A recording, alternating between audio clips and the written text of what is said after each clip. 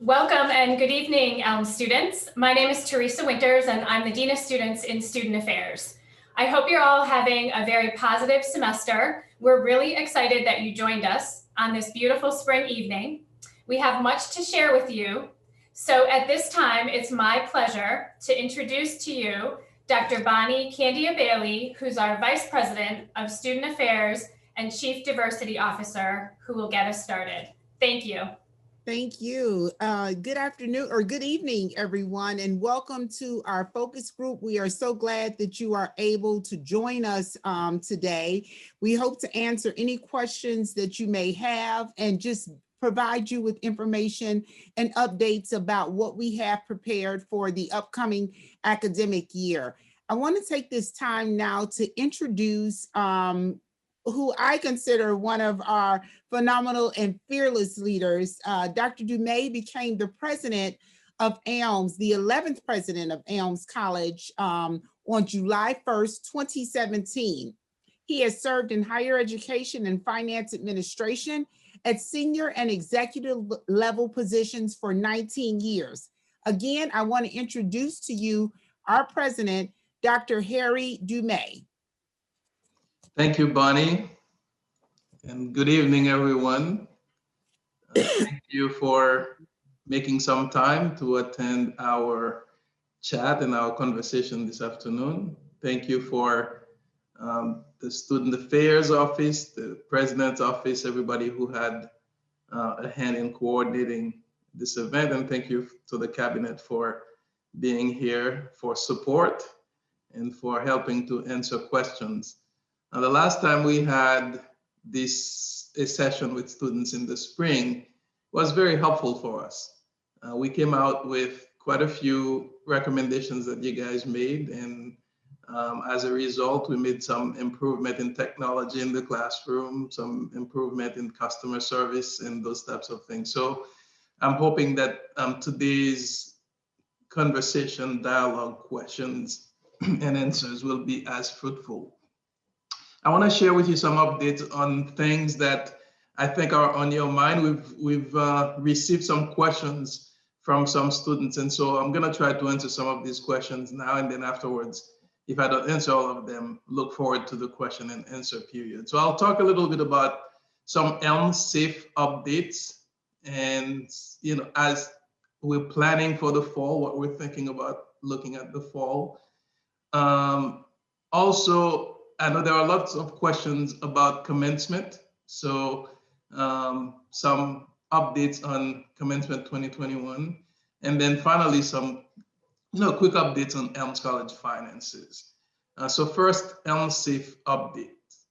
I was just at before we came live talking to Jalissa about last year at this time, we were all home. And if there was an anniversary, an Elms COVID anniversary, today would be it.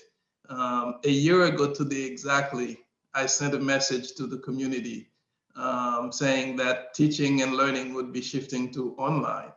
And looking back at that email and looking back at Governor Baker's March 23rd executive order, which prompted that email, we all thought that this would last until mid-April of last year. And obviously, it lasted much longer than that. And here we are today. As you know, we put a good plan together for bringing everybody back to campus in the fall, and we had a successful fall semester. And now we're working towards a successful spring semester. I'm saying that, and I'm knocking on wood as I'm saying that. We've done generally better than the general population. Now, that's not surprising because colleges and universities in general have done better than the general population due to the measures that we've put in place. But even as a sector, we at Elms College have done better in general than most higher education institutions. So some stats, to date, we've conducted close to 9,000 tests. It's 8,887 to be exact. And so close to 9,000 tests, and we've had 20 positive results since we've begun doing testing in August. That's a positivity rate of 0.23%. That's really low compared to the general population or even to higher education. So you guys, you students have a lot to be proud of, because getting the campus to be safe, being Elms safe, has depended a great deal on you guys doing your share, adhering to the protocols, and you've done that, for the most part. So you have a lot to be proud of. But we're not done. In fact, there are aspects of the months that remain for the semester that are a little bit scarier and more dangerous if you think about it. We've resumed some athletic activities, which means that our student athletes are a little bit more exposed. We are planning for to go for a short Easter break, but some folks will be traveling, some folks will be with family, and so coming back to campus, that creates some exposure. And you've probably all have heard about the variants of the COVID virus, which are either more contagious or more lethal or more dangerous than the previous the original COVID virus. So all of that makes the environment a little bit more really risky and dangerous. As a result, what we're going to do is when everybody comes back from Easter break, we will have mandatory testing again for all resident students, commuter students, and all employees. And there will be specific travel guidelines for everyone, again, residents, commuters, faculty, and staff, so that we can make sure that we re-enter and we maintain the campus safe. But we know that things are looking better. We know that there is a light at the end of the tunnel, but it's not time yet for us to let our guards down. Another thing that as a member of the Elms College community, you guys should be proud of is that our campus has not just looked to maintain ourselves safe, but we've looked at how we can be of help to the wider community. And so that's why in the summer, we made Divine Hall available to Chicopee first responders, just in case they needed someplace to quarantine instead of going home. And right now we have our nursing students who are, providing vaccination on the front line of, in partnership with Big Y. So looking out for the greater community in addition to maintaining our campus safe. So a few words now on as we look towards the fall. Again, things are looking a lot more hopeful, for the fall. We are anticipating, very optimistic about the way of vaccinations will be in the fall. As you know, there have been, I believe, at least 100 million people that have received the first dose of vaccination. The Biden administration has directed all states to ensure that vaccines are available for everyone by May. And Massachusetts is aiming to have it available to everyone by mid-April. So a lot of progress is being made in terms of vaccination. And you guys should check the website if you don't know which groups are ready to be vaccinated right now. So because of all of that, and because of this positive and optimistic outlook, we are definitely planning for a campus that will be as close to life before COVID as possible for the fall semester. Obviously we'll be watching to see what the guidelines are around masks, distancing, and all of that. But what we are anticipating is that we should plan for a full return to residential life with residence halls as close to normal occupancy as possible. So if you are enjoying the single room, no more of that. We'll be looking to have roommates and quads and all of that in the fall semester. Also return to student life activities. Varsity athletics and intramural activities. Obviously, again, within the safety guidelines that will be prevailing at the time, but really returning to on-campus residential life, in classroom experience. That will be, what you should expect as the normal learning modality. So returning to the in-classroom experience as the primary learning modality for the fall semester. We'll maintain some of the good things that we've learned through the past 12 months. So flexibility when that is applicable. For example, some of the graduate programs, flexibility make a lot of sense. And for some undergraduate, selected undergraduate courses, having flexible learning environment makes sense. But for the most part, undergraduate courses we should expect that there will be in person in the classroom. We've learned that communication is important, keeping the campus community informed. And so we'll try to keep that as a practice. We've learned that working together as a community to protect ourselves, to solve problems, that's important. We'll maintain that as things that we've learned. And the importance of not taking things for granted. I think we all have learned that in our lives, and we'll try to maintain that as well as a lesson, from the past 12 months. So for you, what does that mean?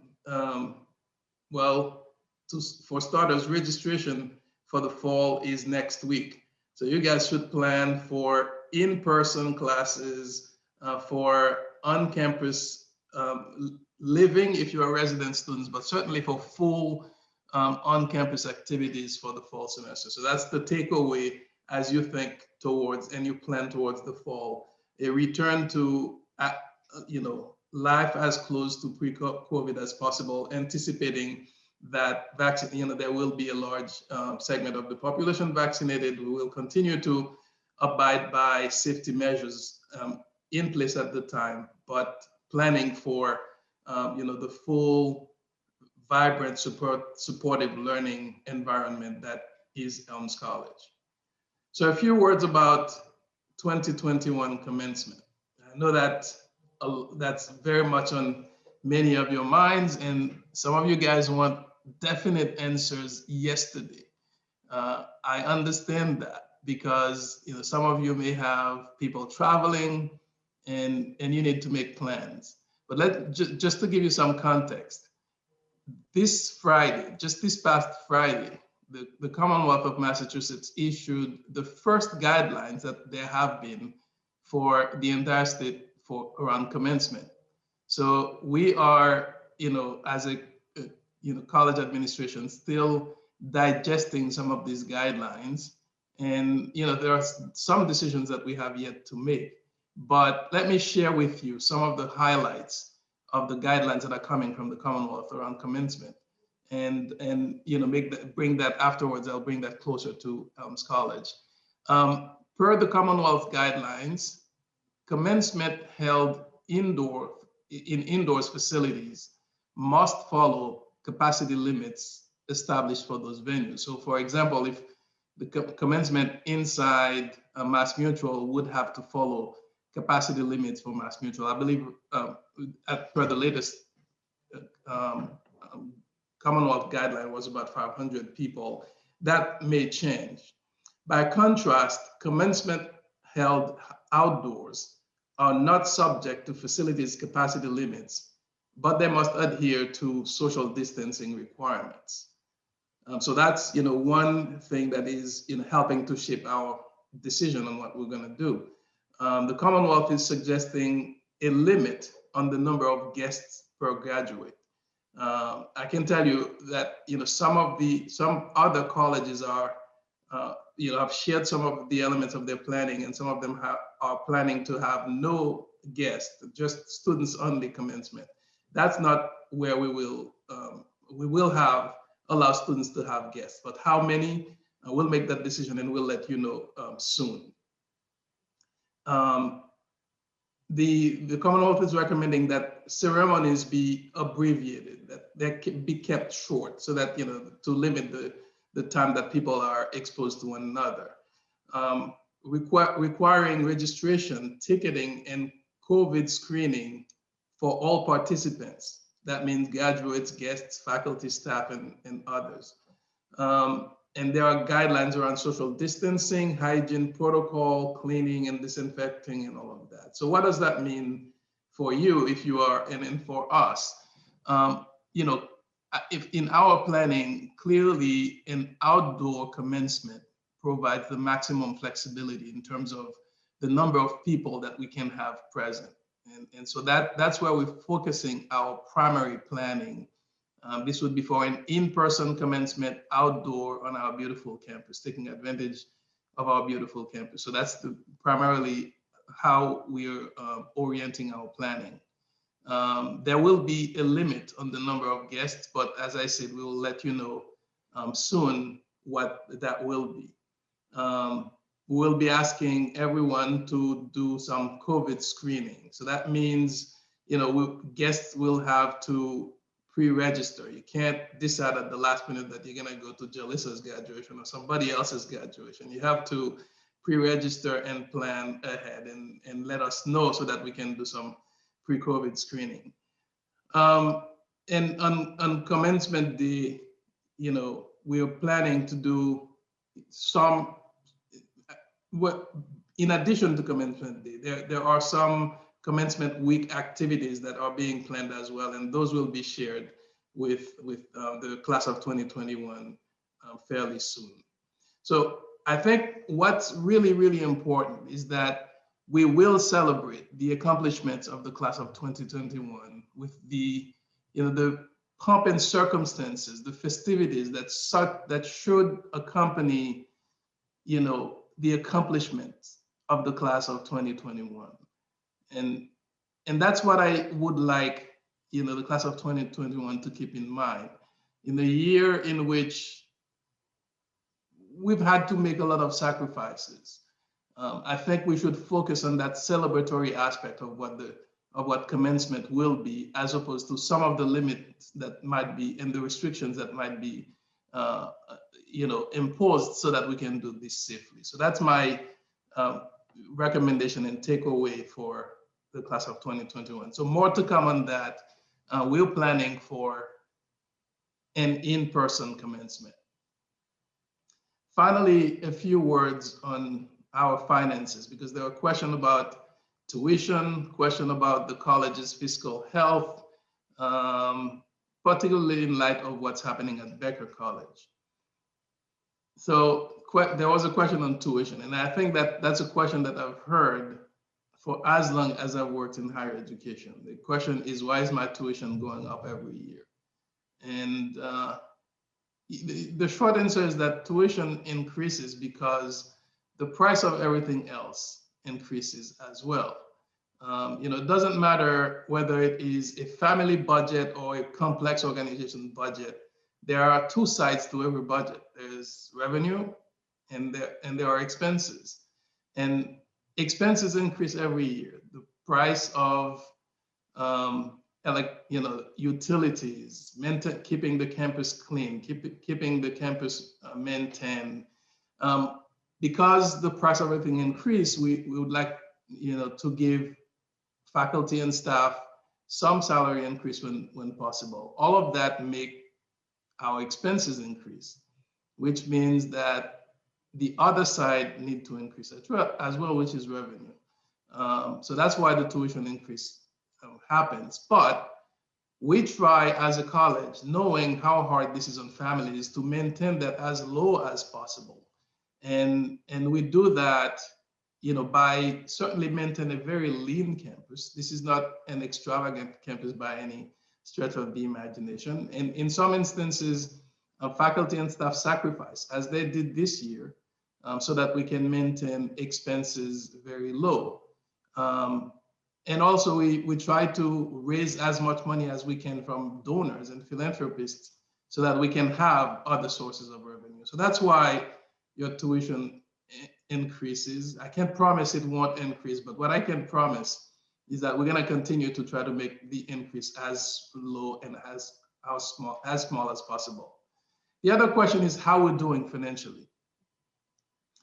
Well, because we understand our finances very well, and because over the years, Elms College has not been afraid to take the necessary measures and make the necessary decisions to remain in good financial health, we are doing well. We've always managed not just to balance the budget, but to have some surplus. And this year will be the same, even though it has been a challenging year. This is because of our prudent budgeting, but also because we've received stimulus funding from the government. Now, you should know that every time that the government has provided stimulus funding to institutions, it also provided funding to be passed on directly to students. And we've done that before, and the Office of Financial Aid is preparing to do another round of stimulus funding that will be passed on directly to students, and people will be receiving information about that in the very near future. So we are remaining in good financial health despite the fact that this was a challenging year because of enrollment. Another question is, how is enrollment looking for next year? I can tell you that at this time, it's looking much better than it did in, for last year. Applications have been increasing at the college in general, and that continues to be the case for this year. More importantly, students are already making their deposits to attend Elms College for next year. And that's at a faster rate than that happened last year. At this time last year, for all Elms programs, we had 86 students that had deposited. It was lower than 2 years ago because we had 144 students deposited at this time 2 years ago. Well, this year it's higher than both of these years. At this time this year, we have 151 students that have deposited for all of Elms programs. So things are looking better. And this is due to the hard work of a lot of people, including certainly the admissions office. But also it's due to your hard work at maintaining Elms safe, because the word has gotten around that this is a safe campus for everyone. And so other students want to join you on this campus. And for those who are wondering, are we similar to Becker? What happened to Becker? Could it happen here? The answer is that we have some similarities, number of students, the profile of our students, and we belong to the same athletic conference, but we have been and traditionally on much more solid financial footing than Becker College. For example, Becker has run a deficit for the past 3 years at least, and we have, as I mentioned, not only balanced the budget, but run a surplus for more than 10 years. We have really at least 3 times the cash, about 3 times the cash that Becker has on hand at the end of at the end of the last fiscal year. And even though our endowment is small, it's also almost 3 times the size of Becker's endowment. So, we are on much more solid financial footing than Becker. Not to, it's unfortunate what happened at Becker and what may be happening at Becker College, but just to say that, Elms College is in a different position financially. And we're not just looking at, remaining in good financial health. We're looking at really the future of the college and how we want to position the college to be here for decades and to be an excellent institution for decades, for generations of students. And that's the strategic plan that Dr. Hampton is going to be talking to you about. At this time, I'm going to turn things over to Dr. Hampton to present to you the strategic plan for Elms College that was just approved by the Board of Trustees and that we've begun to implement. Some of you have participated and provided some input for the strategic plan, so we'd like to share it with you, and so that you can be excited about where your Elms College is headed. So without further ado, Dr. Hampton. Great, thank you so much, Dr. Dumais. It really is a privilege to be with you. Anytime that I can be with students, it's a good part of the day. So I'm glad to be here. As Dr. Dumais was talking a little bit about the strategic plan, I'm going to share my screen here with the PowerPoint so that you'll be able to take a look at some of the work that's been done and also where we're heading. So the strategic plan, the way it is set up, it is from 2021 to 2023. That means that we're currently in the first year of that plan. And one of the reasons why we wanted to present it to you today is many of you are seeing things from this year, but also during your time here at Elms, you'll see some of those next steps. And as Dr. Dumais talked about, it is positioning Elms, yes, for today, but also for the many generations of students that will follow after you. And so these are really important pieces that I wanted to share.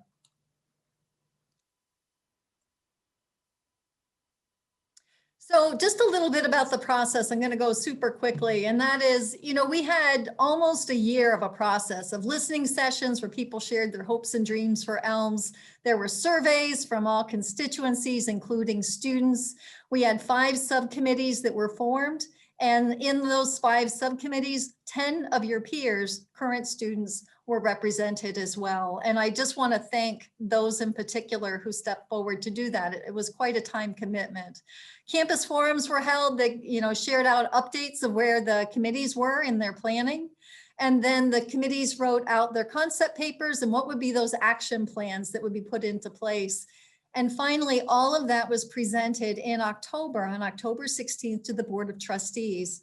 And so as we look forward there, we have the Building Bridges to the Elms Plus experience. And you can see here, there are five critical areas that we're focused on. All of them, quite conveniently begin with an E, so we call them the 5 E's as well. But these particular areas, they have cabinet leaders who have the responsibility to help move these critical areas forward here between 2021 to 2023. And so we have excel in academics, expand experiential learning, elevate ethical leadership, engage our learning community, and enhance sustainability. I'm going to just go very quickly and give you the big ideas, as I like to call them, around each particular area. So really in terms of excelling in academics, our goal is we'll attract and retain highly qualified faculty and diverse faculty. It is important that those who are teaching our students are really ready to be able to give the highest quality education for each one of you. What we've learned from the Elms Flex model, we'll be able to continue to build in some of that ability to offer different modes of access to courses and education. We've also identified some high impact academic program priorities, including biomedical sciences, biotechnology, global health, number of different programs. We will ensure that distinctive elements of an Elms education are throughout our academic programming. And to be future oriented, we want to make sure that we're identifying new academic programs that build on our current strengths. The second one is expanding experiential learning. And so as we look at how to have our students be real world ready, to be ready for what that next step is, we know that experiential learning is a real key here. We have brought on Dr. Alan Bloomgarden, our Director of Experiential Learning, to help provide that leadership in that area. So he began with us in November. And the work that he is doing is with faculty, staff, and students to create that pathway for experiential learning throughout the Elms experience from day one all the way to graduation. So some of you may have participated in the Innovation Challenge this year for the very first time through first year seminar. We've made that available to all of our students. We want that to be one of the first things that our students are able to access. We want experiential learning to be accessible to all of our students. And so some of the ways that we're doing that is through the Keating-Schneider Fund, the Elms Internship Advantage Experience Fund, so that there is some supplemental funding available to help defray the costs of those types of experiences that are so important. Also increasing the number and types of experiential learning available to students. So that is an important piece for each one of you. The third area is elevating ethical leadership. Some of you may be aware that the St. Augustine Center for Ethics, Religion, and Culture, we often call it the CERC now, is really set up to be that manifestation in terms of Elms here today and within our community around ideas with ethics, religion, maybe interfaith exchange, spirituality, and culture. So it is a place where we will hear from people who are thinking deeply about these subjects, an opportunity for students to also explore and learn more about ethical leadership and how ethics go into what you are learning and studying. So we want ethical leaders to be one of the key pieces of our graduates. We will be putting in ethical development into all of our programs and even developing new academic programming in majors and minors around ethics. Engaging our learning community, I'm sure, is very important to each one of you. And so in particular, when we're looking at what we will be doing in terms of improving our living and learning environments, that means residence space, that means classroom space and technology.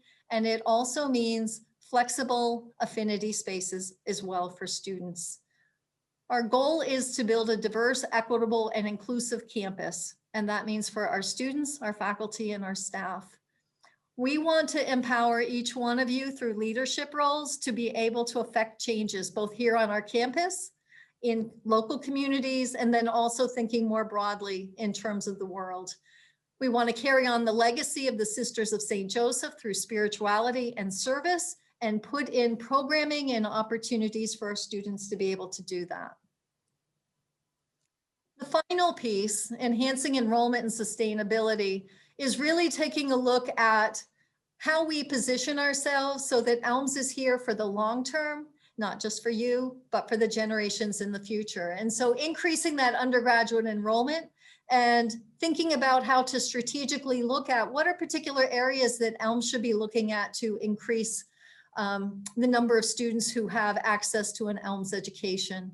Along with that is increasing our retention. And that means students who choose Elms, we want to stay at Elms and continue on through graduation, and the pieces that are important to enable that to happen. In particular, looking at graduate enrollment, we have some areas that, through marketing, the types of events that are being held, and also making our alums and graduating seniors well aware of what graduate programs are available and how to make easy access to go from the undergraduate to the graduate level. The last two are really about fiscal responsibility. And so, in terms of long-term stability for Elms, putting in place those benchmarks, financial benchmarks, so that Elms is here for the long haul. Also, as part of this piece is increasing donor funding through a capital campaign that will enable us to do some of these additional pieces that we have put into the strategic plan. So I wanted to share those 5 areas because you have been a part, the students have been a part in helping us plan for that. And the campus is at work in making these pieces from year 1 all the way through to 2023 in terms of having them come to fruition and reality. I am putting in the chat screen in just a moment where you can access. It's right off of the Elms homepage, the strategic plan. It has on there a really nice website that lets you explore the 5 different areas when you want to. Give some summaries of that so you can take a look at it on your own time.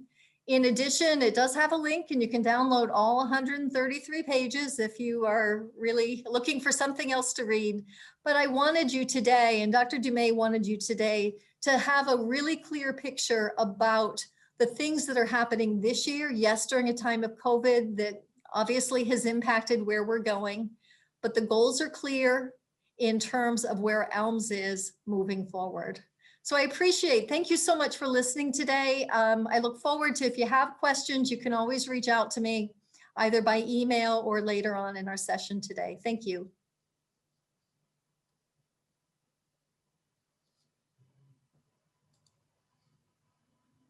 And next will be Dr. Bonnie Candia Bailey for our next part.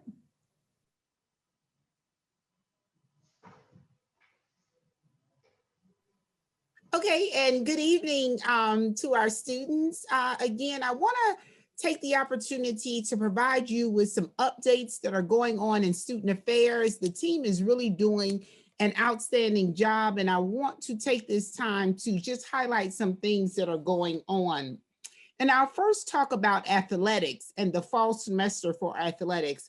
We had a 100% retention rate of our student athletes from first semester to second semester. And 75% of those student athletes had a GPA of 3.0 or greater. Athletics has enhanced their social media presence and their involvement with a team takeover. And this was a 3-day event for the athletes to have an opportunity just to tell their stories. It included videos, pictures, past sessions, and the team talked about what they're looking for in the upcoming year. And team bios were present and highlights. And then we also had coaches who provided quotes for the team takeover. The SAAC has added 3 new positions to their executive board, and these positions were social media director, co-director, and then student athlete social justice initiatives. The Blazer lead, they continue to work on their student athlete handbook so that it can be up to date for you all. Athletics collaborated with the counseling center as well, and they had 2 open forum sessions, and one was just focusing on the mental health of athletes, and the other one was just an open forum for the athletes to just come and chat and just openly share. Thinking about the spring for athletics, and Dr. Dumais kind of alluded to this, we're returning to competitions. So athletics is planning to ensure that we have a safe, high quality experience for all. Masks will definitely be worn at all times by participants, coaches, officials, and game personnel. There will be no fans for the indoor sports, however. Fans are allowed at the outdoor venues if masks are worn and properly social distancing protocols are adhered to. For the future, just thinking about athletics, we are planning to return to normal next academic year. So we are looking forward to having some fall events. Athletics also hosted several programs that occurred in the fall and also in the spring academic year. Moving on to residence life, housing selection, that's going to be a big thing. We hope that if you are living on campus, we hope that you plan to return to live with us on campus in the fall. If you know students that are coming to campus, please encourage them to come and live with us on campus. Housing selection will take place April 7th through the 9th. Students are going to receive a lottery number in advance with your specific selection time. Housing selection will take place virtually again. So if you went through the process last year, you know we did a virtual process and it went very well. So we will do a virtual process again, and students are able to access, or you are able to access, floor plans and available rooms, and just thinking about where you want to live at in advance. As Dr. Dumais said, we won't have the singles available, or I should say we will have a very limited amount of singles available.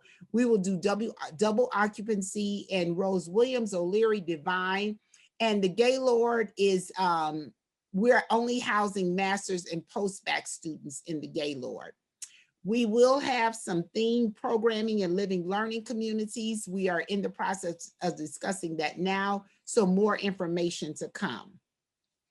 The RA selection process ended on March 5th. All qualified applicants will have the opportunity to participate in a group interview. Following the group interview, some applicants will receive an individual interview. Dates are to be determined, and all interviews and invitations will be sent via email. So if you apply for an RA position, please make sure you check your Elms email account. For diversity and engagement, we are so excited to welcome our new director, Charlene Holmes. Charlene is entering her 9th week at Elms, and she is definitely making a contribution and difference within the Elms community. So just so you know, some upcoming things that, or some things that have occurred with diversity and engagement, they have produced a video to highlight the office and its mission, and has recorded the video. And the video is in the process of being edited, so you should see that video soon. Social media platforms such as Instagram, Snapchat are being used to communicate all of the activities that are happening within the Office of Diversity and Engagement. And spotlighting is featured registered student organization through SGA, SAB, and MSC. You also have probably seen the phenomenal newsletters that are coming out as a point of reference with things going on in the campus community, and also highlighting things that are going on within different individuals. So we are excited about the newsletter. Due to COVID, the office is definitely taking precautionary measures to ensure that both remote and residential students have access to programs, hybrid and in person. So they have definitely put on 4 large-scale programs to date. And we're also looking at doing additional programs this upcoming semester. So be on the lookout. Again, you can find those programs on our social media or through our newsletters. Some trainings that are going to be coming up through the Office of Diversity and Engagement. We're looking at, well, for past trainings, we've done microaggressions trainings, bias trainings for our student leaders in the Office of Diversity and Engagement, and also leadership training for our student leaders in the Office of Diversity and Engagement. Some upcoming trainers, we're doing an anti-racism train the trainer program, and there's 2 sessions. We have 14 participants total that are going to go through the program and have the ability to come back to campus and train individuals so that we can be a much more inclusive campus.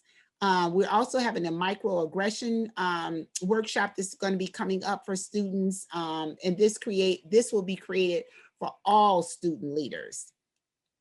We also have a campaign coming up for the Office of Diversity and Engagement, and various constituents from across campus, they have created an anti-discrimination campaign, which will be launched the month of April.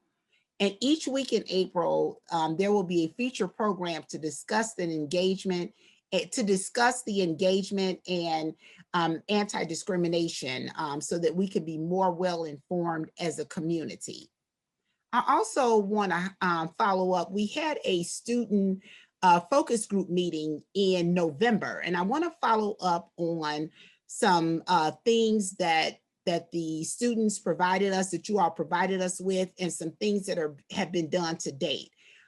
We have definitely secured and purchased the customer service training for those who serve in customer service roles.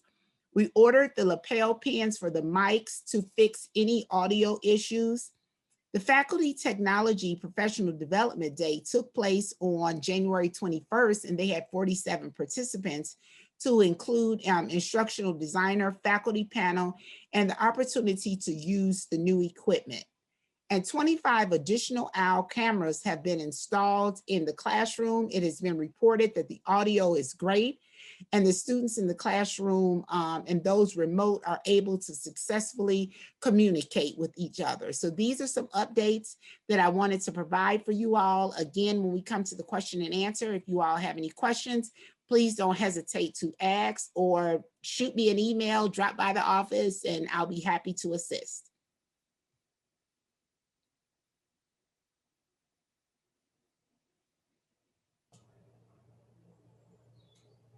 Great.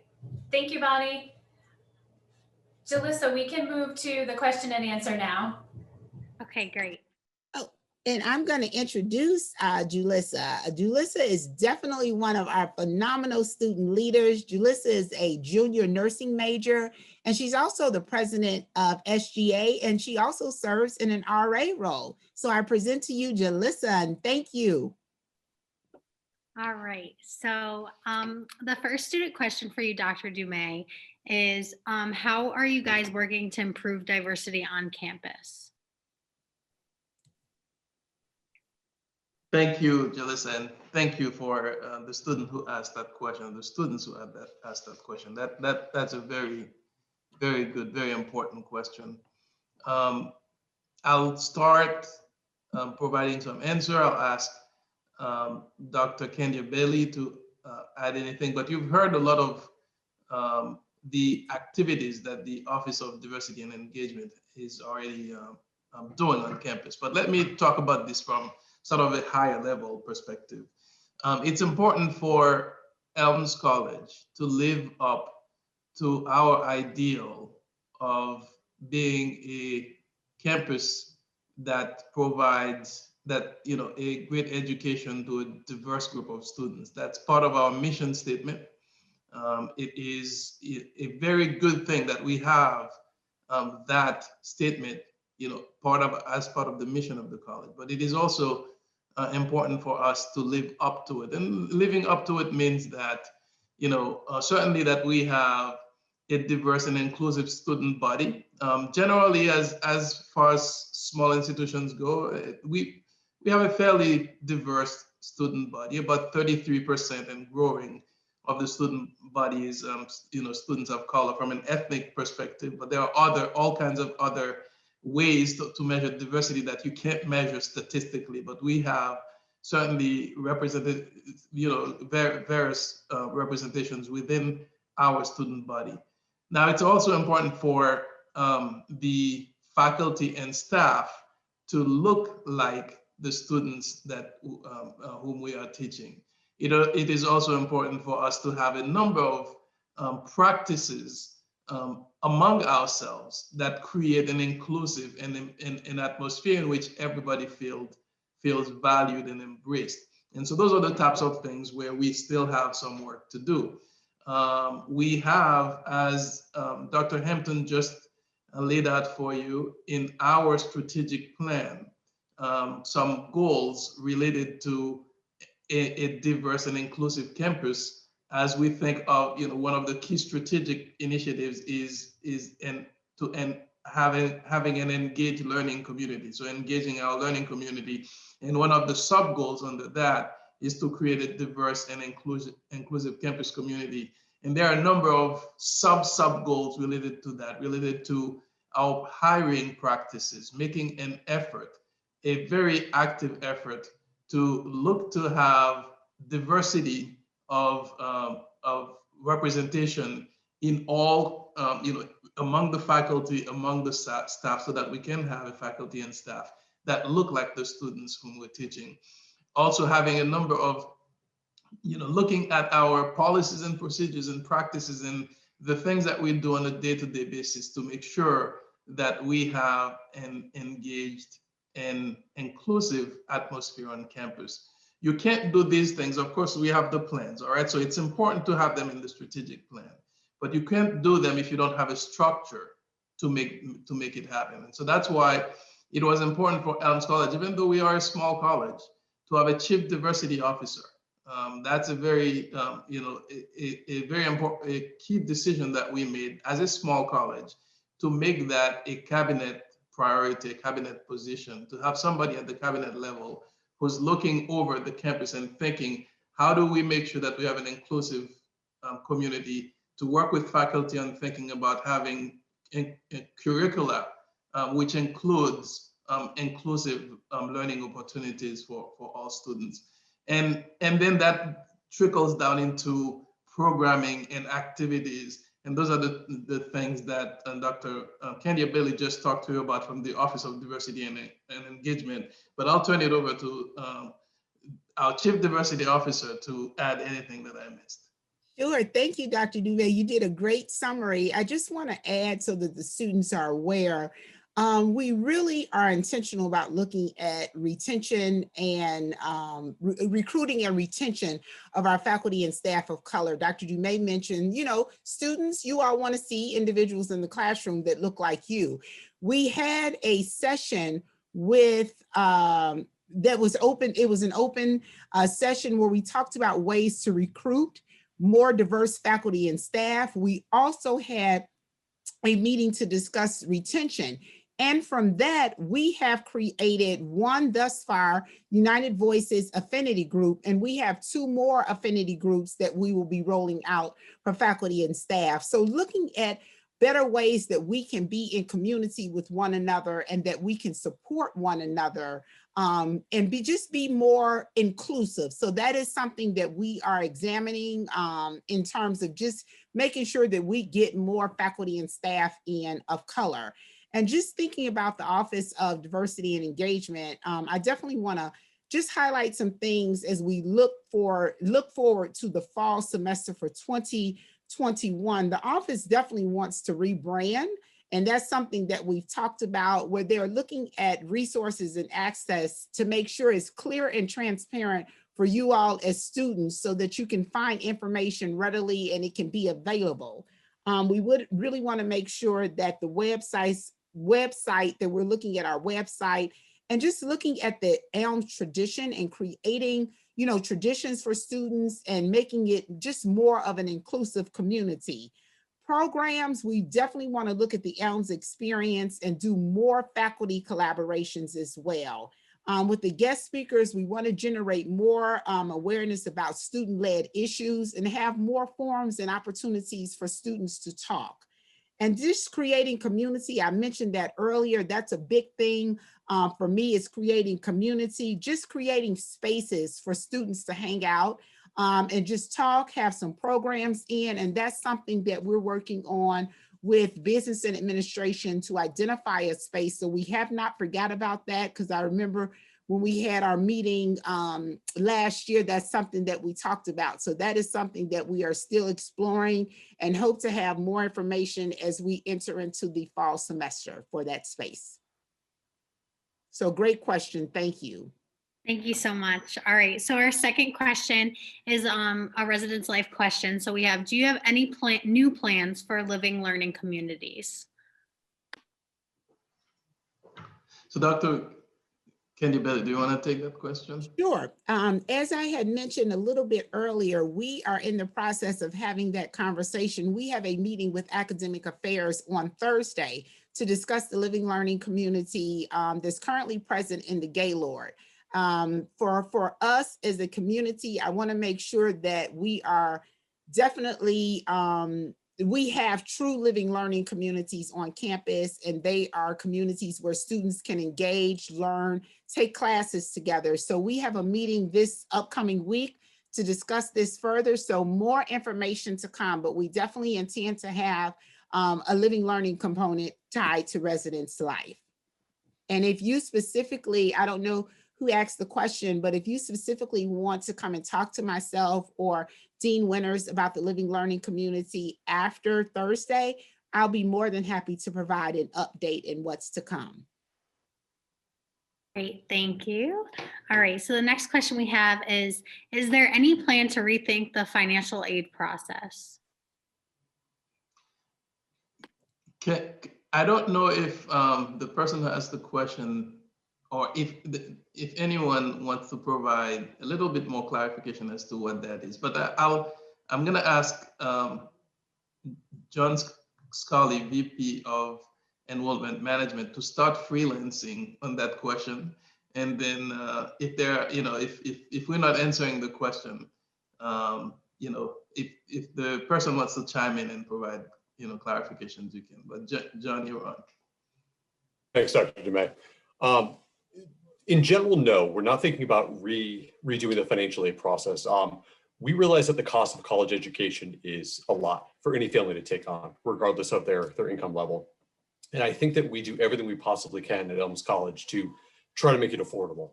I know that many of our students do feel that way. We hear all the time about how thankful they are for the scholarships they received, the financial aid they received, but I also recognize there are many others who, whatever they have to pay still seems like too much. It's too much of a burden for their family. And we are constantly looking to do anything we can to help them. I encourage any student that feels like they can't make their payments or that they have a bill that's simply insurmountable to reach out to the financial aid office. There's not always something we can do. I can't guarantee there will be a solution, but there might be. There might be some unexplored avenue. There might be some fund we have available. There might be some endowed funds a donor has given that student happens to fit that criteria.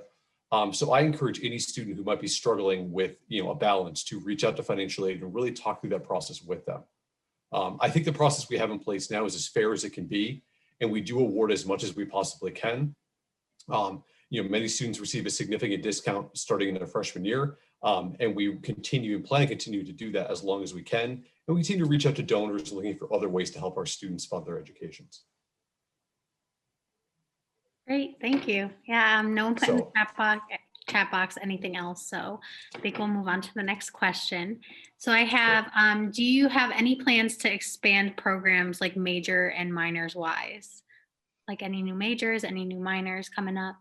Yes. So I'm going to start, and then I'll turn to Dr. Bro, VP of Academic Affairs, to expand on that. But you may have seen, and it was a very high level overview of the strategic plan. And Dr. Hampton talked about in the Excel in Academic strategic initiative. She spoke about high impact programs, certain areas that are of particular interest to us, areas in which we think we can have an impact and have excellence. In addition to strengthening all of the academic programs that we currently have, but we've been, and you may have heard of our efforts in equity in urban education. So one particular area of education. Dr. Hampton spoke about our upcoming efforts in ethics, biomedical sciences, biomedical technology.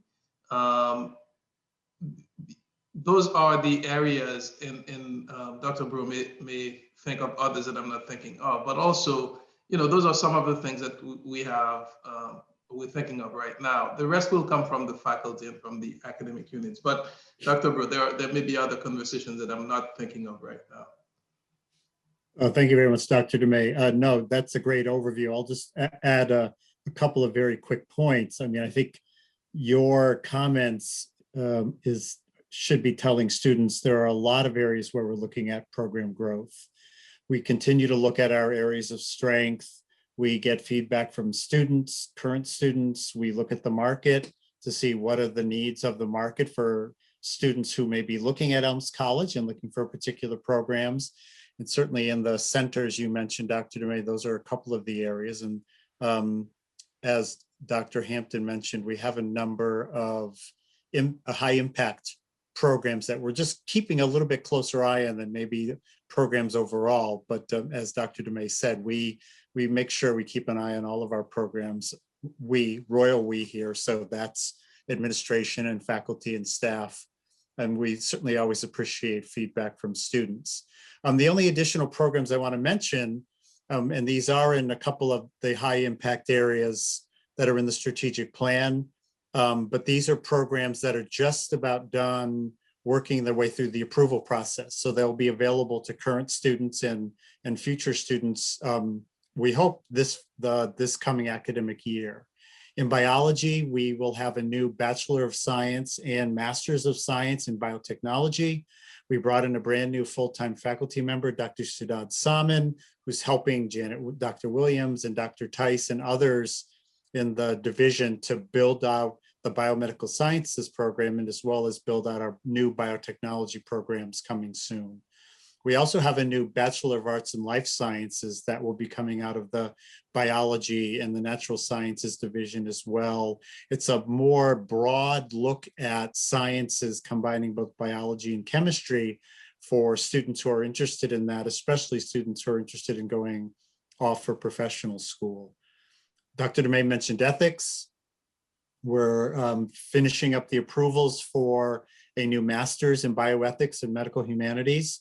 So undergraduates who are looking for possible graduate programs, once they're finished up their undergrad program, may want to take a close look at the bioethics and medical humanities. Once it's approved, if you have any questions now, Dr. Peter DePergola is the faculty member to check in with.